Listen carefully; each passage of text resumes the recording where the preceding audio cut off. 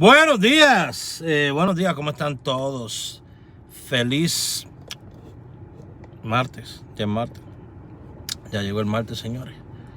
Ya estamos a martes 9. Wow. Increíble cuando uno empieza una semana dando una línea y el primer día de la semana, tu primera línea que tú tiras, loterías que tú indicas, empiezan a salir jugadas. Eso hace sentir a uno bien, porque uno siente que la gente está recibiendo de verdad contenido que de verdad le puede ayudar. Así que felicidades a las personas que jugaron ese 72 ayer, ese 27. Seguimos con la línea, señores, seguimos con la línea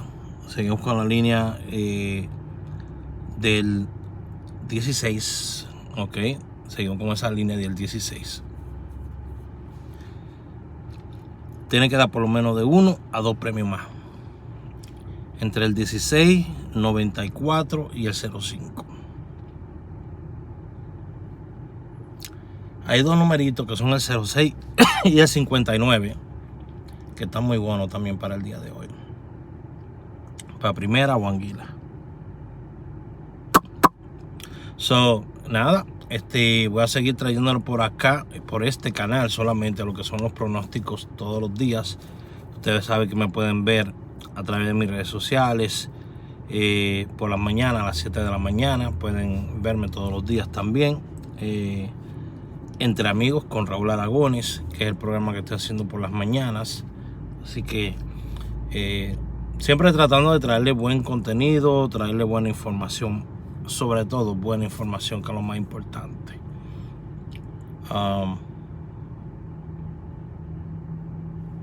Tengo hambre.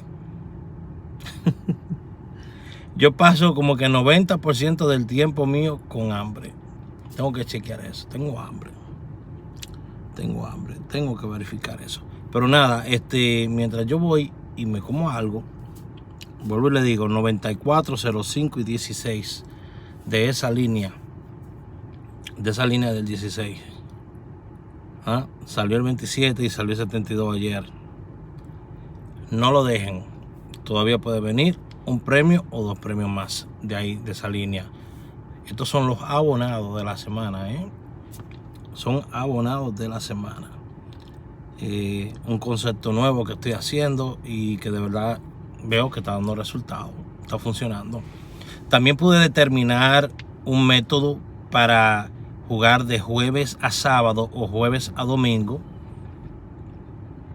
Lotería indicada, 3 números directos.